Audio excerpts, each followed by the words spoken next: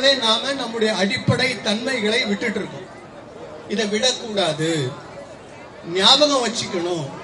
ஏனென்று சொன்னால் இந்து சமுதாயம் எந்த அளவுக்கு வளமாக இருக்கிறதோ அந்த அளவுக்கு இந்த உலகம் நலமாக இருக்கும். உலகத்தின் நன்மைக்காக நாம் அத்தனை பேரும் ஒன்றாக சேர்ந்து இருக்க வேண்டிய கட்டாயம் நமக்கு இருக்கு. ஒரே வழியை சொல்லணும்னு சொன்னா, எல்லா உயிர்களும் இன்புற்று இருக்கு நினைப்பதுவே என்று வேறொன்றறியேன் பராபரமே அப்படின்னு சொன்னது நம்ம தான். உலகத்துல யாரும் இந்த வார்த்தையை பயன்படுத்தவே இல்லை, நாம தான் பயன்படுத்தி இருக்கோம். அப்படின்னா என்ன அர்த்தம்? நம்முடைய நோக்கம் என்பது அனைத்து உயிர்களும் நலமாக இருக்க வேண்டும் என்று சிந்திப்பது. அப்படி சிந்திக்கக்கூடிய மக்கள் இல்லைன்னா என்ன ஆகும்? அந்த எண்ணம் அழிந்து போனால் சமுதாயத்துல என்றைக்குமே ஒரு அசாந்தி, நிம்மதி இல்லாத நிலைமை ஏற்படும். அப்ப இந்த தத்துவத்தை உயிரோட்டத்தோடு வைத்திருக்க வேண்டிய பொறுப்பு நம்ம அத்தனை பேருக்கும் இருக்கு. இதை ஞாபகப்படுத்துறதுக்கு தான் இந்த மாநாடு. இந்த முருக பக்தர்கள் மாநாட்டில் நாம் அத்தனை பேரும் ஒன்றாக சேரும் பொழுது இந்த பண்புகளை நாம் காப்பாற்றுவோம் என்று உறுதி எடுக்கணும். அடுத்த தலைமுறைக்கு கொண்டு போய் சேர்த்தணும்ன்ற உறுதி எடுக்கணும். இந்த பண்பாடை காப்பாற்றுவதன் மூலமாக உலகத்தின் நன்மையை உருவாக்க வேண்டும் என்ற உறுதி எடுக்கணும். அது இந்த நேரத்தில் நம்ம எடுத்துக்கணும். இன்னொரு விஷயம் கூட இருக்கு. இன்னைக்கு நம்ம கோயில், நம்ம அவ்வளவு சுலபமா போக முடியுதா, சாமி கும்பிட முடியுதா, பூஜை பண்ண முடியுதான்னு பல கேள்விக்குறிகள் நமக்கு முன்னாடி இருக்கு. பல இடங்கள்ல சாமி தரிசனம் பண்றதுக்கு விட மாட்டேன்றாங்க, பிரச்சனை எல்லாம் இருக்கு. கோயில்கள் என்பது பல பேரு இஷ்டப்பட்டு அவங்க என்ன நினைக்கிறாங்களோ அதை செய்யக்கூடிய இடமாக மாறிக்கொண்டிருக்கிறது. பக்தர்களுக்கான சுதந்திரம் அங்க இல்லாம போயிட்டு இருக்கு. இது மாறணும். கோயில் என்பது பக்தர்களுடையது. பக்தர்களுடைய விருப்பத்திற்கு ஏற்ப அந்த கோயில் எல்லாம் நடைமுறை இருக்கணும். இப்படிதான் ஆரம்ப காலத்துல இருந்து நம்ம நாட்டில் இருந்து வந்தது. பக்தர்களுக்கு தான் முன்னுரிமை கொடுத்துட்டு இருந்தாங்க. அது ராஜாவா இருந்தாலும் கூட பக்தர்களுக்கோட இணைந்துதான் போனாரே தவிர, பக்தர்களுக்கு முன்னுரிமை கொடுத்துதான் நடத்தினாரே தவிர கோயிலை தன்னுடைய சொந்த சொத்தா என்னைக்கு நினைச்சதே இல்லை. அப்ப நாம இந்த பக்தர்களுடைய உரிமையை பாதுகாக்க வேண்டியது கூட நம்ம பொறுப்பா இருக்கு. இந்த பக்தர்கள் உரிமையை எப்படி பாதுகாக்கிறது? இந்த கலியுகத்துல ஒரே ஒரு விஷயம் தான் சக்தி. இந்த 4 யுகங்கள், கிருத்தயுகம், திரேதாயுகம், துவாபர யுகம், கலியுகம், 4 யுகம். ஒவ்வொரு யுகத்துல ஒரு விஷயத்துக்கு சக்தி அதிகம். கிருத்தயுகத்துல மொத்தமே இறைவனுடைய வடிவமா இருந்ததுல அனைவருக்குமே கூட நினைத்த மாத்திரத்துல எல்லாத்தையும் சாதிக்கக்கூடிய சக்தி இருந்தது.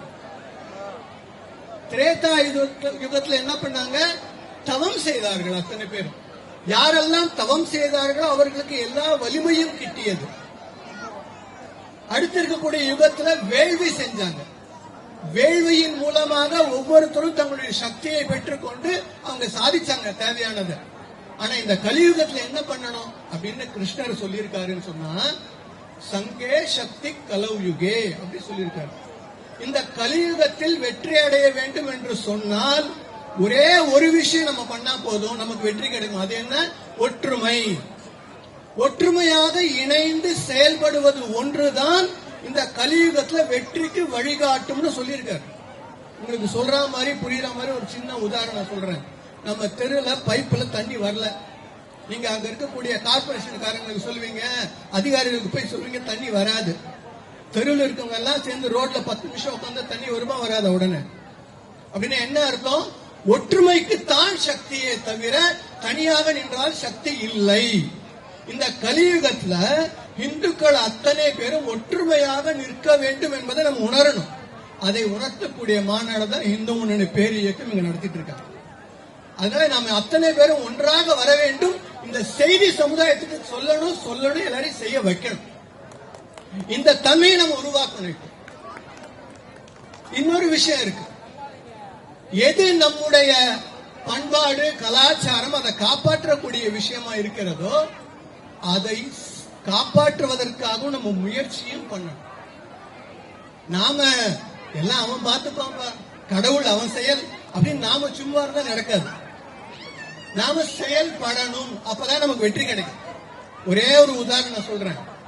600 ஆண்டு காலமாக பாரத நாட்டுல ஸ்ரீராமன் பிறந்த இடத்துல கோவில் கட்டணும்னு சொல்லி மிகப்பெரிய போர்கள், சண்டை, போராட்டம் நடந்து கொண்டே இருந்தது.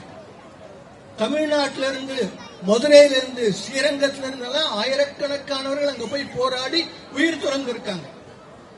ஆனா இப்போ நம்முடைய காலத்துல அங்க பிரம்மாண்டமான ராமர் கோயில் வந்தாச்சு. காரணம் என்ன?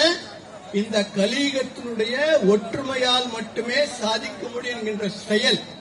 மக்கள் அனைவரும் ஒன்றாக திரண்டார்கள். அந்த இடத்துல ராமர் கோயில் கட்டணும் முடிவு பண்ணாங்க. 5.5 லட்சம் கிராமங்கள்ல பல கோடி பேர் ராமருக்காக வேலை செய்ய வந்தாங்க. இன்னைக்கு பிரம்மாண்டமான கோயில் வந்தாச்சு. அப்படி நம்முடைய கோயில்களை காப்பாற்ற வேண்டும் என்று சொன்னால், நம்முடைய பண்பாட்டை காப்பாற்ற வேண்டும் என்று சொன்னால், நம்முடைய தர்மத்தை காப்பாற்ற வேண்டும் என்று சொன்னால், நாம் அனைவரும் ஒருங்கிணைந்து செயல்பட வேண்டும். நாம் அமைதியா இருந்தா நடக்காது. இந்த கலியுகத்துல கிருஷ்ணர் சொன்னது சேர்ந்து செய்யுங்க, சேர்ந்து செயல்படுங்க, செயல்பட்டால் வெற்றி உறுதின்னு சொன்னார். ஆகையினால இந்த மாநாடு என்பது அனைவருக்கும் இந்த செய்தியை கொண்டு போய் சேர்க்கணும்னா நாம ஒரே ஒரு காரியம் பண்ணணும். என்ன பண்ணணும்? நம்ம பகுதியில் இருக்கக்கூடிய ஒவ்வொரு வீட்டிலையும் போய் அந்த முருக பக்தர்கள் மாநாடு 22ஆம் தேதி நடக்குது, அதுக்கு வாங்கன்னு கூப்பிடணும். நம்ம தெருவில் இருக்கவங்க எல்லாரும் கூப்பிடணும், நம்ம நண்பர்களை கூப்பிடணும், உறவினர்களை கூப்பிடணும். வாங்க. எதுக்காக வரணும்? நம்முடைய பண்பாட்டை, நம்முடைய கோயிலை, நம்முடைய பாரம்பரியத்தை காப்பாற்றுவதற்காக ஒன்னா சேரணும். ஒன்னா சேர்வது ஒண்ணுதான் இந்த கலியுகத்துல வெற்றியை தவிர வேற எதுவும் கிடையாது. அதனால வாங்கன்னு கூப்பிடணும். அத்தனை பேர் அப்படி கூட்டிட்டு வரணும் என்ற ஒரு வேண்டுகோள் உங்க முன்னாடி வைத்து, இங்க பாத்தீங்கன்னு சொன்னாக்கா ஆண்டி வடிவத்துல சாமி இருக்காரு, சூரனை சம்ஹாரம் பண்ண சாமி இருக்காரு, அப்பனுக்கு உபதேசம் பண்ண சாமியும் இருக்காரு, குடும்பஸ்தராகவும் இருக்காரு. அப்படின்னா என்ன அர்த்தம்?